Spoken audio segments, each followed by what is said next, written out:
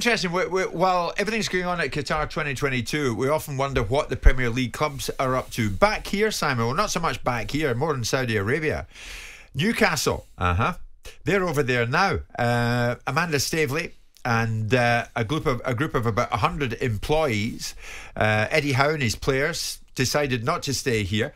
Haven't been resting in any shape or form. Why not? And they've been over at the Newcastle chairman Yasser Al Rumayyan's pad over in Saudi, in Riyadh, paying him a visit, no doubt doing some training sessions out there as well. Kind of makes sense, doesn't it? When you're Saudi owned, you get weather like that at this time of the year. Well, yeah. I mean, if you know, that's the dynamic that they're in, that's the ownership model that they've got. The point is that they're over there, and judging by what I'm seeing here, is that they're getting laid out with a new set of opportunities and expectations.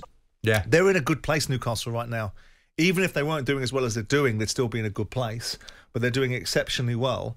And it'll be interesting. The narrative will be, what is it that Newcastle are going to do? Who is it that Newcastle are going to buy? Could Newcastle be in the market for Jude Bellingham? Is he a viable candidate to go to Newcastle United? It's got to be in the conversation, surely. Okay. Why would Jude Bellingham go to work in progress? Well, to be honest, they're on the verge of maybe something very, very special, Newcastle. Maybe.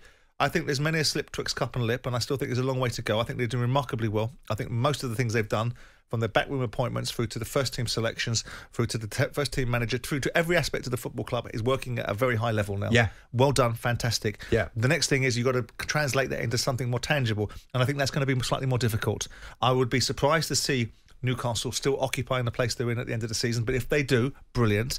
But Jude Bellingham has an embarrassment of riches. He hasn't got to go into somewhere that's going to pour money in to get somewhere. He can go to somewhere that's already done all that and walk straight into a side that's capable of winning the league. Now, you're going to say, well, who says Newcastle are not capable of winning the league?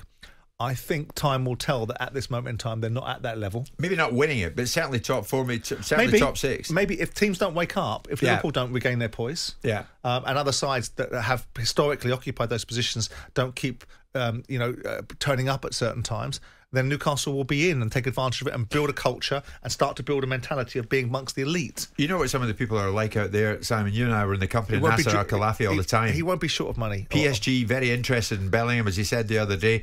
Rumayyan and Newcastle, I'm sure, will be the same. And that's fine. Yeah. But PSG win their league. PSG are the elite side in France. It won't be a money decision for Jude Bellingham because he won't become a successful pauper.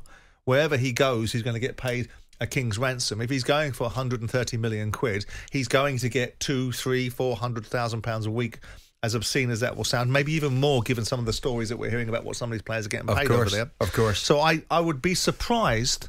Yeah. I don't see the step. I don't see why he'd go to Newcastle. It's one thing Kieran Trippier buying into the division. It's another thing the boy Isaac coming over buying into the division.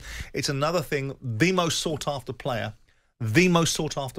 in European football deciding at this stage Newcastle's the right move. I might be wrong, but I suspect I'm not. There's someone on Twitter has got the absolute ideal formula of working out who's faster, Mbappe or Walker.